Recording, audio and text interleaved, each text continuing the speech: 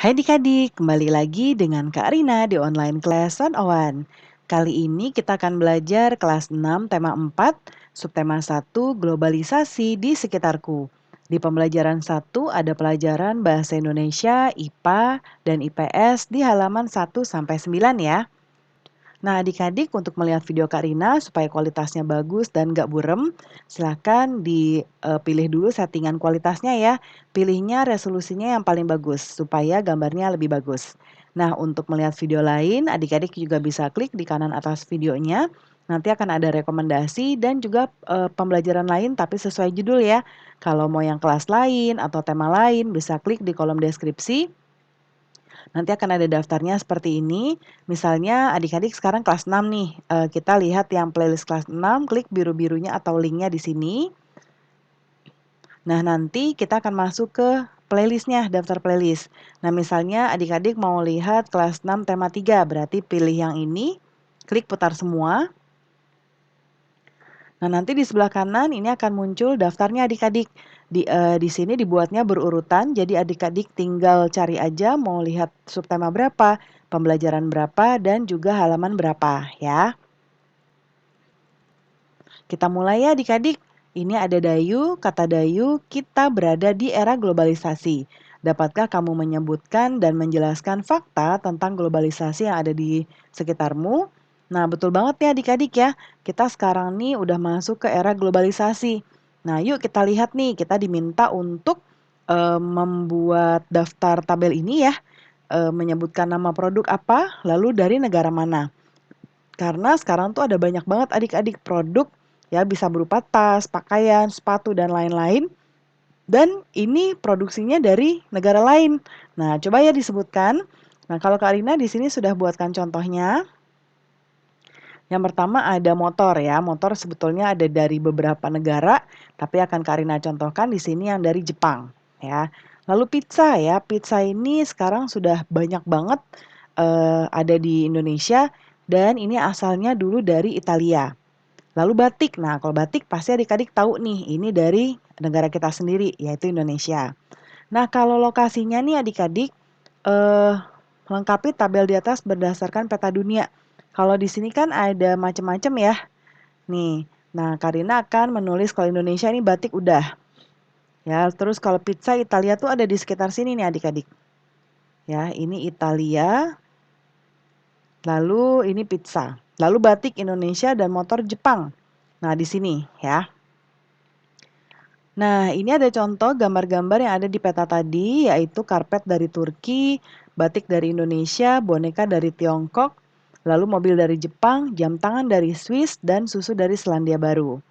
Nah, adik-adik globalisasi memungkinkan beragam produk dari negara lain yang bisa kita temui, ya, seperti pizza, jam tangan, boneka. Produk Indonesia pun juga bisa ditemui di negara lain adik-adik, seperti contohnya batik. Ya, coba sekarang kita diskusikan sama teman tentang beragam hal yang ingin kamu ketahui lebih lanjut tentang globalisasi. Ya, nah Karina sudah buatkan di sebelah kanan. Yang pertama adalah apa yang dimaksud dengan globalisasi. Yang kedua, mengapa globalisasi bisa terjadi, apa dampak positif dan negatif dari globalisasi. Jadi ada 3 pertanyaan ya. Nah, berikutnya ini ada angklung adik-adik. Adik-adik tahu nggak pada saat Menteri Luar Negeri Hillary Clinton ini pernah mempromosikan angklung ke dunia, ya. Nah, kita lihat di sini menjelang akhir pertemuan ke-44 Menteri Luar Negeri ASEAN tepatnya pada 22 Juli 2011 malam di Hotel Nusa Indah Bali diselenggarakan acara makan malam.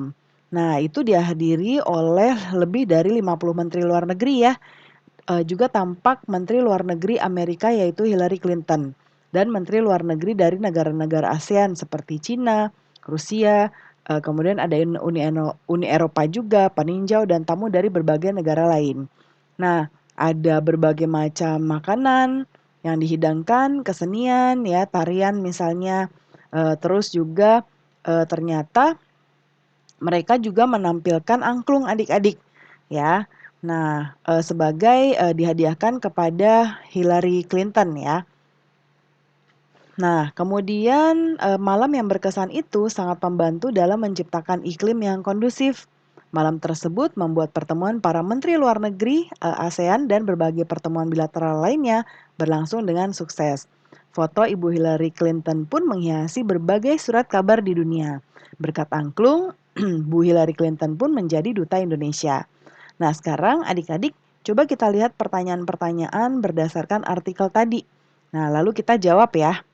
Yang pertama, bagaimana bentuk kerjasama Indonesia dengan negara-negara Asia Tenggara di masa globalisasi ini? Nah, yaitu bentuk kerjasama Indonesia dengan negara ASEAN di masa globalisasi ini yaitu dalam bentuk kerjasama ekonomi, politik, dan keamanan, serta juga sosial budaya. Lalu bagaimana peran Indonesia dalam kerjasama tersebut?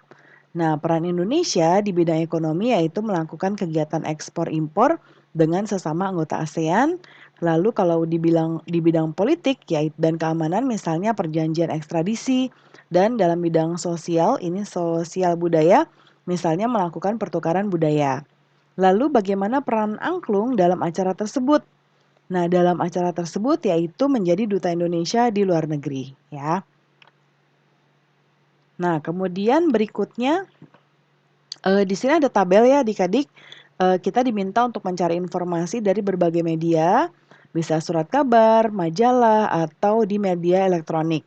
Jadi kita cari informasi berbagai bentuk kerjasama di ASEAN ya, di bidang sosial dan budaya ya. Yuk kita buat di tabel berikut ini ya. Karina sudah buatkan di sebelah kanan. Yang pertama yang sosial, yaitu penyelenggaraan pesta olahraga 2 tahun sekali atau biasa disebut SEA Games. Peran Indonesia yaitu menjadi tuan rumah SEA Games untuk tahun 1979, 1987, dan juga 1997 dan 2011. Kemudian program peningkatan kesehatan seperti makanan dan berbagai obat. Jadi perannya adalah bekerja sama untuk menanggulangi berbagai ancaman penyakit menular seperti virus Zika dan MERS COVID ya. Kemudian penandatanganan kesepakatan bersama di bidang pariwisata ASEAN Tourism Agreement atau ATA. Nah, Indonesia sebagai mitra negara ASEAN lainnya dalam promosi pariwisata. Nah, kemudian penanggulangan dampak bencana alam, Indonesia terpilih menjadi pusat koordinasi bantuan bencana ASEAN. Lalu berikutnya yang budaya yang ini ya.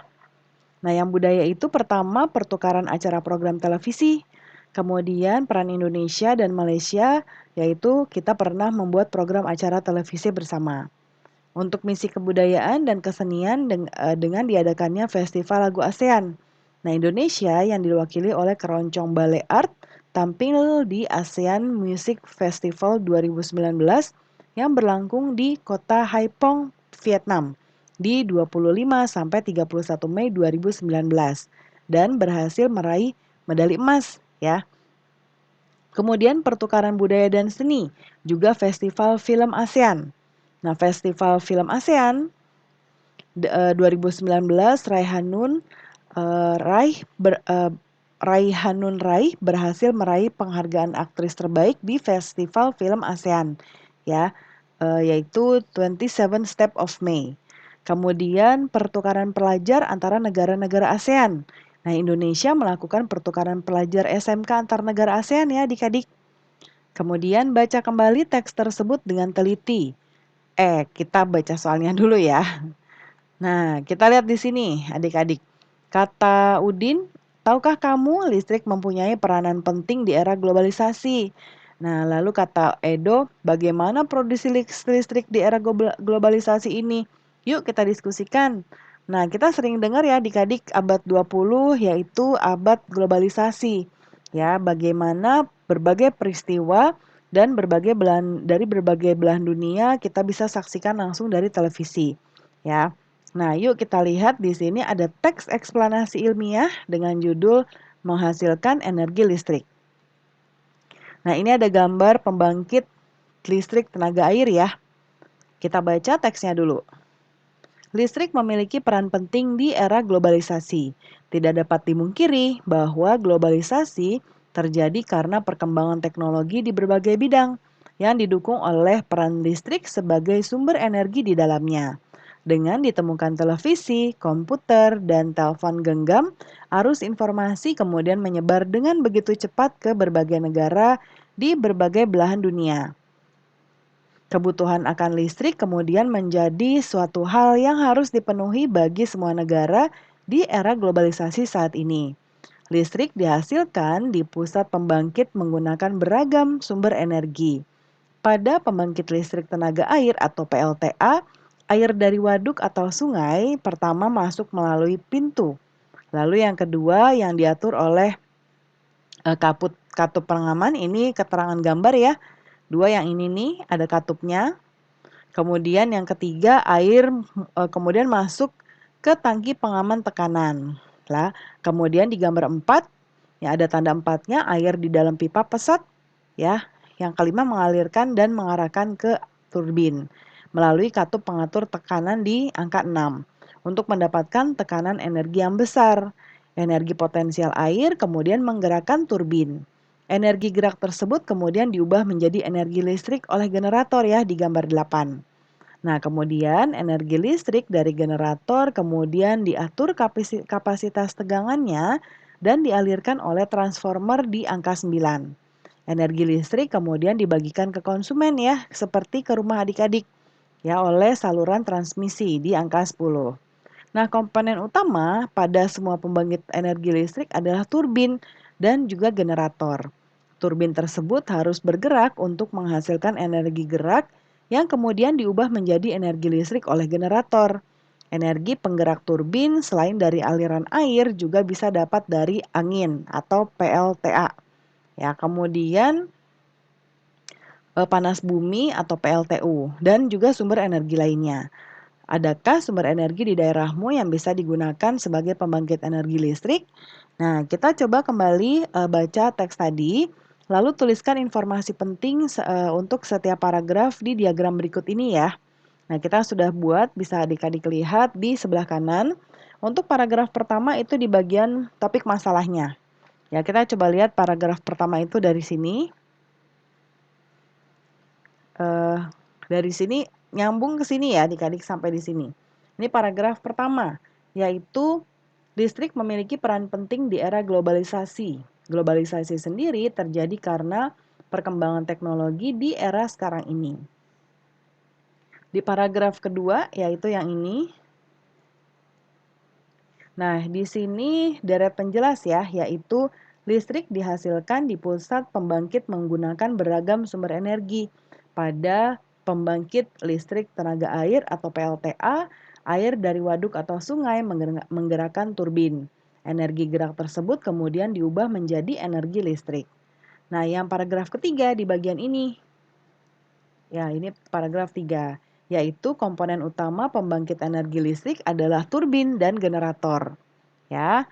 Lalu kemudian energi penggerak pembangkit energi listrik adalah turbin yang berasal dari aliran air, angin, panas bumi, dan juga ada sumber energi lainnya.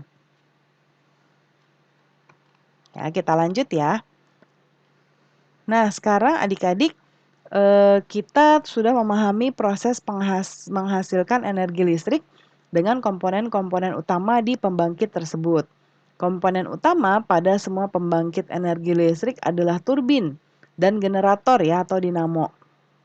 Turbin tersebut harus bergerak untuk menghasilkan energi gerak yang kemudian diubah menjadi energi listrik oleh generator. Nah, kita coba lihat gambar berikutnya ya adik-adik, ini kata pengantarnya. Jadi bisa adik-adik baca. Nah, kemudian yang berikutnya lihat gambar ini pembangkit tenaga listrik mikrohidro. Ya, ini coba lihat. Ya, yuk kita lihat proses menghasilkan energi listrik di teks sebelumnya. Lalu tuliskan proses dihasilkannya energi listrik oleh pembangkit listrik mikrohidro yang ada di gambar ini. Ya, adik-adik boleh menambahkan gambar di tulisannya juga. Ya. Nah, nanti dibuat sesuai dengan yang di ini ya adik-adik ya. Oke. Nah, pembelajaran kita sudah selesai nih adik-adik. Terima kasih sudah menonton sampai akhir. Mohon dimaafkan apabila ada kesalahan dalam perkataan maupun dalam materi yang diberikan. Sampai jumpa di pembelajaran berikutnya. Dadah!